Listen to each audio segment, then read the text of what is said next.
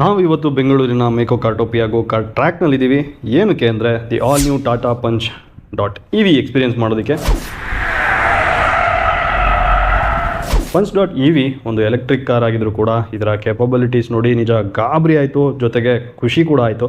ಯಾಕಂತೀರಾ, 0 to 100 km ಸ್ಪೀಡ್ನ ಕೇವಲ 9.5 ಸೆಕೆಂಡ್ನಲ್ಲಿ reach ಆಗುತ್ತೆ.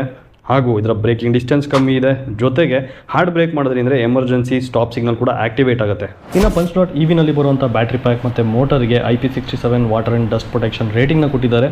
ಆದ್ದರಿಂದ ಈ ಕಾರ್ನ 350 mm ಅಥವಾ 1.5 ಅಡಿ ನೀರಿನಲ್ಲಿ ಆರಾಮ್ಸೆ ಟೆನ್ಷನ್ ಫ್ರೀ ಡ್ರೈವ್ ಮಾಡ್ಬೋದು.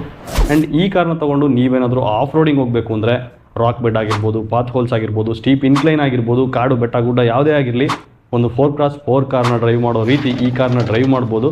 ಯಾಕಂದರೆ ಇದರಲ್ಲಿರುವಂಥ ಆರ್ಕಿಟೆಕ್ಚರ್ Acti.EV ತುಂಬ ಫೀಸಬಲ್ ಆಗಿದೆ. ಆ್ಯಂಡ್ ಇದರಲ್ಲಿರುವಂಥ ಚಾಸಿಸ್ ಏನಿದೆ ತುಂಬ ಫ್ಲೆಕ್ಸಿಬಲ್ ಆಗಿದೆ. ಅಟ್ ಲಾಸ್ಟ್ Punch.EV ಒಂದು